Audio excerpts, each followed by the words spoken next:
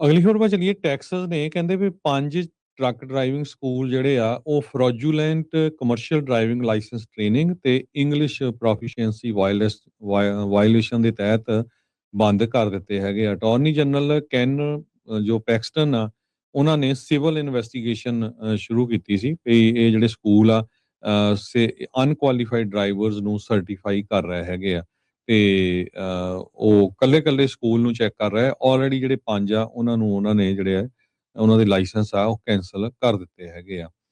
ਪੈਕਸਟਨ ਦੇ ਆਫਿਸ ਨੇ civil investigation demands ਜਿਹੜੇ ਇੱਕ ਪਾਵਰਫੁਲ ਲੀਗਲ ਇੰਸਟਰੂਮੈਂਟ ਆ ਤੇ ਬਿਜ਼ਨੈਸਸ ਨੂੰ ਡਾਕੂਮੈਂਟ ਪ੍ਰੋਡਿਊਸ ਕਰਨੇ ਪੈਂਦੇ ਆ, ਰੈਕੋਰਡਸ ਪ੍ਰੋਡਿਊਸ ਕਰਨੇ ਪੈਂਦੇ ਆ।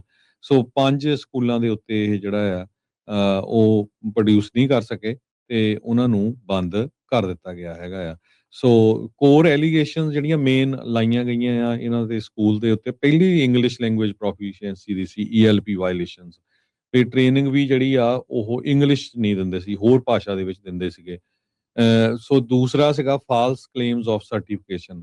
ਬਹੁਤ ਸਾਰੇ ਜਿਹੜੇ ਸਕੂਲ ਆ ਉਹ ਉਦਾਂ ਹੀ ਸਰਟੀਫਾਈ ਕਰੀ ਜਾਂਦੇ ਸੀ ਤੇ accelerate crash course training programme ਜਿਹੜਾ ਵੀ ਟਾਈਮ ਤਹਿਤ ਆ ਵੀ 20 ਦਿਨ ਦਾ ਟਾਈਮ ਆ ਘੱਟੋ ਘੱਟ ਵੀ ਟ੍ਰੇਨਿੰਗ ਹੋਣੀ ਚਾਹੀਦੀ ਆ, ਉਹ ਕਹਿੰਦੇ ਵੀ 2-2 3-3 ਦਿਨ ਦੇ ਵਿੱਚ ਕਰਾਈ ਜਾਂਦੇ ਸੀ।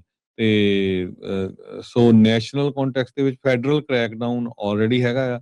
ਸੋ ਇਹ ਸਟੇਟ ਨੇ ਕੀਤਾ ਆ, ਐਕਚੁਅਲੀ ਫੈਡਰਲ ਕ੍ਰੈਕਡਾਊਨ ਆਲਰੇਡੀ ਚੱਲ ਰਿਹਾ ਹੈਗਾ ਆ। ਸੋ ਸਾਊਥ ਏਸ਼ੀਅਨ ਜਿਹੜੀ ਟਰੱਕਿੰਗ ਕਮਿਊਨਿਟੀ ਆ, ਖਾਸ ਕਰਕੇ ਪੰਜਾਬੀ ਤੇ ਬ੍ਰੌਡਰ ਜਿਹੜੀ ਸਾਊਥ ਏਸ਼ੀਅਨ ਟਰੱਕਿੰਗ ਕੰਪਨੀ ਆ, ਵਨ ਆਫ ਦਾ ਫਾਸਟੈਸਟ ਕਹਿੰਦੇ ਵੀ ਗਰੋਇੰਗ ਸੈਗਮੈਂਟ ਹੈਗਾ ਅਮਰੀਕਾ ਦੇ ਟਰੱਕਿੰਗ ਵਰਕਫੋਰਸ ਦੇ ਵਿੱਚ। ਸੋ ਇਹਦਾ ਜਿਹੜਾ ਅਸਰ ਆ ਕਾਫੀ ਜ਼ਿਆਦਾ ਜਿਹੜਾ ਸਾਊਥ ਏਸ਼ੀਅਨ ਕਮਿਊਨਿਟੀ ਦੇ ਉੱਤੇ ਪੈਣਾ ਹੈਗਾ। ਜੀ, ਬਿਲਕੁਲ ਹਰਜੋਤ ਸਿੰਘ ਜੀ।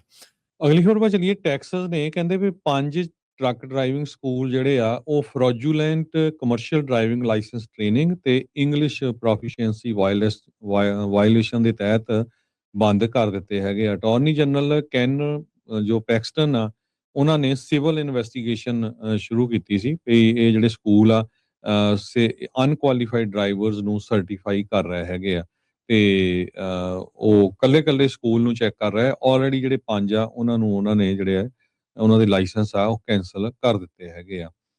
ਪੈਕਸਟਨ ਦੇ ਆਫਿਸ ਨੇ ਸਿਵਲ ਇਨਵੈਸਟੀਗੇਸ਼ਨ ਡਿਮਾਂਡਸ ਜਿਹੜੇ ਇੱਕ ਪਾਵਰਫੁਲ ਲੀਗਲ ਇੰਸਟਰੂਮੈਂਟ ਆ ਤੇ ਬਿਜ਼ਨੈਸਸ ਨੂੰ ਡਾਕੂਮੈਂਟ ਪ੍ਰੋਡਿਊਸ ਕਰਨੇ ਪੈਂਦੇ ਆ, ਰੈਕੋਰਡਸ ਪ੍ਰੋਡਿਊਸ ਕਰਨੇ ਪੈਂਦੇ ਆ। ਸੋ 5 ਸਕੂਲਾਂ ਦੇ ਉੱਤੇ ਇਹ ਜਿਹੜਾ ਆ ਉਹ ਪ੍ਰੋਡਿਊਸ ਨਹੀਂ ਕਰ ਸਕੇ ਤੇ ਉਹਨਾਂ ਨੂੰ ਬੰਦ ਕਰ ਦਿੱਤਾ ਗਿਆ ਹੈਗਾ ਆ। ਸੋ ਕੋਰ ਐਲੀਗੇਸ਼ਨ ਜਿਹੜੀਆਂ ਮੇਨ ਲਾਈਆਂ ਗਈਆਂ ਆ ਇਹਨਾਂ ਦੇ ਸਕੂਲ ਦੇ ਉੱਤੇ, ਪਹਿਲੀ ਇੰਗਲਿਸ਼ ਲੈਂਗੁਏਜ ਪ੍ਰੋਫੀਸ਼ੀਐਂਸੀ ਦੀ ਸੀ, ਈਐਲਪੀ ਵਾਇਲੇਸ਼ਨਸ ਤੇ ਟ੍ਰੇਨਿੰਗ ਵੀ ਜਿਹੜੀ ਆ ਉਹ ਇੰਗਲਿਸ਼ 'ਚ ਨਹੀਂ ਦਿੰਦੇ ਸੀ, ਹੋਰ ਭਾਸ਼ਾ ਦੇ ਵਿੱਚ ਦਿੰਦੇ ਸੀਗੇ। ਸੋ ਦੂਸਰਾ ਸੀਗਾ ਫਾਲਸ ਕਲੇਮਸ ਆਫ ਸਰਟੀਫਿਕੇਸ਼ਨ। ਬਹੁਤ ਸਾਰੇ ਜਿਹੜੇ ਸਕੂਲ ਆ ਉਹ ਉਦਾਂ ਹੀ ਸਰਟੀਫਾਈ ਕਰੀ ਜਾਂਦੇ ਸੀ ਤੇ accelerate crash course training programme ਜਿਹੜਾ ਵੀ ਟਾਈਮ ਤਹਿਤ ਆ ਵੀ 20 ਦਿਨ ਦਾ ਟਾਈਮ ਆ ਘੱਟੋ ਘੱਟ ਵੀ ਟ੍ਰੇਨਿੰਗ ਹੋਣੀ ਚਾਹੀਦੀ ਆ, ਉਹ ਕਹਿੰਦੇ ਵੀ 2-2 3-3 ਦਿਨ ਦੇ ਵਿੱਚ ਕਰਾਈ ਜਾਂਦੇ ਸੀ। ਤੇ ਸੋ ਨੈਸ਼ਨਲ ਕੰਟੈਕਸਟ ਦੇ ਵਿੱਚ ਫੈਡਰਲ ਕ੍ਰੈਕਡਾਊਨ ਆਲਰੇਡੀ ਹੈਗਾ ਆ। ਸੋ ਇਹ ਸਟੇਟ ਨੇ ਕੀਤਾ ਆ, ਐਕਚੁਅਲੀ ਫੈਡਰਲ ਕ੍ਰੈਕਡਾਊਨ ਆਲਰੇਡੀ ਚੱਲ ਰਿਹਾ ਹੈਗਾ ਆ। ਸੋ ਸਾਊਥ ਏਸ਼ੀਅਨ ਜਿਹੜੀ ਟਰੱਕਿੰਗ ਕਮਿਊਨਿਟੀ ਆ, ਖਾਸ ਕਰਕੇ ਪੰਜਾਬੀ ਤੇ ਬ੍ਰੌਡਰ ਜਿਹੜੀ ਸਾਊਥ ਏਸ਼ੀਅਨ ਟਰੱਕਿੰਗ ਕੰਪਨੀ ਆ, ਵਨ ਆਫ ਦਾ ਫਾਸਟੈਸਟ ਕਹਿੰਦੇ ਵੀ ਗਰੋਇੰਗ ਸੈਗਮੈਂਟ ਹੈਗਾ ਅਮਰੀਕਾ ਦੇ ਟਰੱਕਿੰਗ ਵਰਕਫੋਰਸ ਦੇ ਵਿੱਚ। ਸੋ ਇਹਦਾ ਜਿਹੜਾ ਅਸਰ ਆ ਕਾਫੀ ਜ਼ਿਆਦਾ ਜਿਹੜਾ ਸਾਊਥ ਏਸ਼ੀਅਨ ਕਮਿਊਨਿਟੀ ਦੇ ਉੱਤੇ ਪੈਣਾ ਹੈਗਾ। ਜੀ, ਬਿਲਕੁਲ ਹਰਜੋਤ ਸਿੰਘ ਜੀ।